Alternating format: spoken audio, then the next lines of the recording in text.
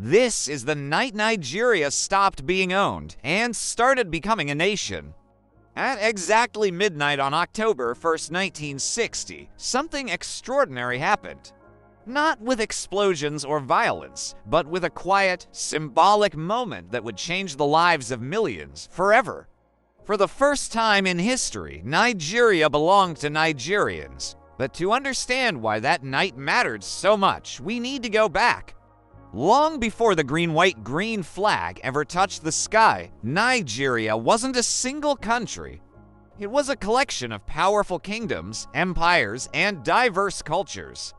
The Oyo Empire, the Benin Kingdom, the Sokoto Caliphate, each with its own leaders, systems, and identity. Then came colonial rule. By the early 1900s, Britain had taken control, merging these different peoples into one territory in 1914, not because they shared a common identity, but because it served imperial interests. Decisions affecting millions were made thousands of miles away in London. Nigeria's resources flowed out, while power stayed elsewhere. Nigerians were ruled, not represented. But even under that control, the spirit of resistance never died. By the 1930s and 40s, a new generation of Nigerians started asking dangerous questions. Why should our future be decided by foreigners? Why shouldn't we govern ourselves? These questions echoed through newspapers, universities, and labor unions. Nationalism was rising, and it was unstoppable. Leaders emerged with different visions, but a shared goal: Nigeria must be free. Nnamdi Azikiwe championed unity and self-determination. Obafemi Awolowo pushed for education and regional strength. Ahmadu Bello emphasized tradition and northern identity within a united nation. They didn't always agree. In fact, they often clashed.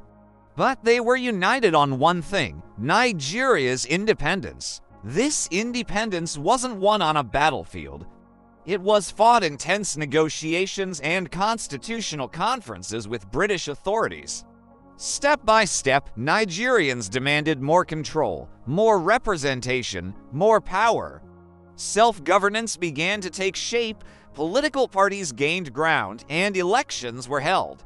The impossible started to feel inevitable. By the late 1950s, Britain finally accepted the truth. Nigeria could no longer be ruled, and so a date was set. October 1st, 1960. As the final hours of September faded, a hush fell over Lagos. Crowds gathered. Radios buzzed. Families stayed awake, waiting. Some celebrated, while others watched cautiously, unsure what independence would truly bring. Then, the moment arrived. The Union Jack, the symbol of colonial power, was slowly lowered.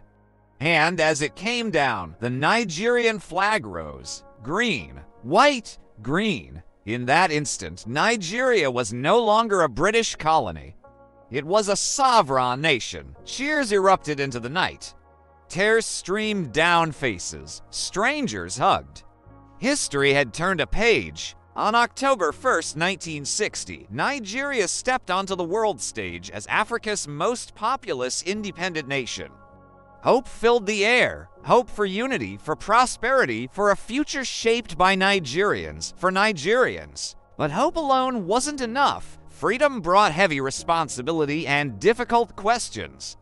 Could hundreds of ethnic groups truly become one people? Could colonial borders become a shared homeland? Could power be shared fairly? The answers would not come easily. Independence was not the end of Nigeria's struggles. It was the beginning of a much harder chapter. Political tensions grew, regional divisions deepened, and military coups followed. Just 7 years after independence, the nation was plunged into a brutal civil war. The dream of unity was tested by blood, loss, and grief. Yet Nigeria survived. Through military rule, economic booms and crashes, and democratic struggles, the spirit of that independence night endured. Because even in the darkest moments, Nigeria was still Nigeria's to fix. Today, Independence Day can sometimes feel like just another public holiday. But October 1st is so much more than a date. It represents dignity reclaimed. It represents voices restored.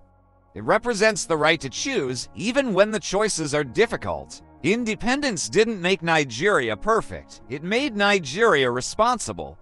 Responsible for its mistakes, for its growth, and for its future.